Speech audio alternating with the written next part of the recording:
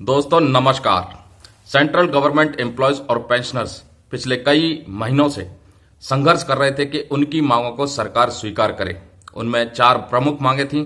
पुरानी पेंशन की बहाली, 18 महीने का महंगाई भत्ता और महंगाई राहत का एरियर, नोशनल इंक्रीमेंट पुराने पेंशनर्स के लिए और 8वें वेतन आयोग का गठन। दोस्तों आज हम चर्चा में शामिल कर रहे हैं सेंट्रल गवर्नमेंट एम्प्लॉयज और पेंशनर्स के सैलरी और पेंशन रिवीजन के लिए 8वें वेतन आयोग को। अभी तक केंद्र सरकार की तरफ से 8वें वेतन आयोग का गठन नहीं किया गया है, तो क्या नई सरकार बनने के बाद 8वें वेतन आयोग का गठन होगा?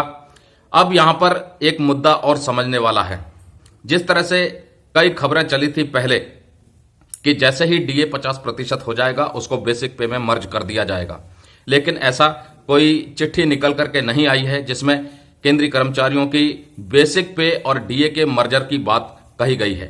यानी कि डीए बेसिक पे में अब मर्ज नहीं होगा, ये पूरी संभावनाएं नजर आ रही हैं। तो अब क्या होगा? क्या पे कमीशन बैठेगा? दोस्तों पहले जो उम्मीद लगाई जा रही थी कि अगर बेसिक पे और डीए मर्ज हो जाता तो फिर पे कमीशन का औचित्य ही खत्म हो जाता। इसलिए अब ये मान के चल सकते हैं कि सरकार कहीं ना कहीं पे रिवीजन के लिए, पेंशन रिवीजन के लिए पे कमीशन का गठन कर सकती है। जैसे ही नई सरकार बनती है, नई सरकार जब पूर्ण बजट पेश करेगी, उसमें उम्मीद जताई जा रही है कि पूर्ण बजट में अगले पे रिवीजन को लेकर के या अगले पे कमीशन को लेकर के कुछ महत्वपूर्ण प्रावधान केंद्र सरकार की तरफ से लाया जा सकता है। कर्मचारी संगठनों की तरफ से बार बार दबाव डाला जा रहा है, पेंशनर समाज की तरफ से दबाव डाला गया, अलग अलग संगठनों की तरफ से दबाव डाला जा रहा है कि अगले वेतन आयोग का गठन केंद्र सरकार के द्वारा किया जाए। दोस्तों ऐसा भी हो सकता है कि सरकार पे कमीशन के बदले किसी और फॉर्मूले पर भी विचार कर सकती है। अब वो फॉर्मूला क्या है, क्या हो सकता है, क्या फाइनलाइज किया जा सकता है, तस्वीर साफ नहीं हुई है, लेकिन ऐसी उम्मीद पूरी है कि सेंट्रल गवर्नमेंट एम्प्लॉयज और पेंशनर्स की सैलरी और पे रिवीजन तो होगी, लेकिन किस तरह से होगी, वेतन आयोग के माध्यम से होगी या किसी और फॉर्मूले के माध्यम से, इसका खुलासा अभी तक नहीं हुआ है, क्योंकि अभी तक केंद्र सरकार की तरफ से कुछ भी फाइनलाइज नहीं किया गया है। जब आपस में चर्चा करते हैं तो लोग अपने अपने विचार रखते हैं।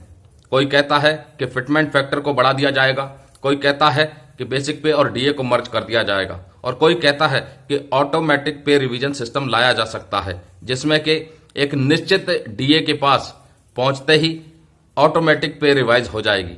हालांकि ये सब अभी अपने अपने विचार हैं, सरकार की तरफ से कोई भी आधिकारिक पुष्टि नहीं है। पे कमीशन को लेकर के बार बार क्यूरियोसिटी जाग रही है कि आखिरकार केंद्र सरकार केंद्रीय कर्मियों के लिए, पेंशन भोगियों के लिए क्या वाकई में पे कमीशन का गठन नहीं करेगी, और अगर नहीं करेगी तो किस फॉर्मूले से अगला पे रिवीजन करेगी। साल 2026 में केंद्रीय कर्मियों के लिए अगले वेतन आयोग की मियाद पूरी हो जाएगी, यानी कि जनवरी 2026 से अगला पे रिवीजन होना है।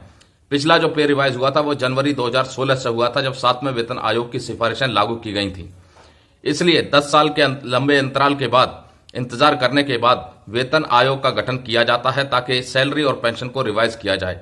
इस बार का पे कमीशन असमंजस की स्थिति में पड़ा हुआ है, क्योंकि अभी तक किसी भी प्रकार का कोई प्रस्ताव विचाराधीन नहीं है, जैसा कि मीडिया रिपोर्ट्स ने बताया है।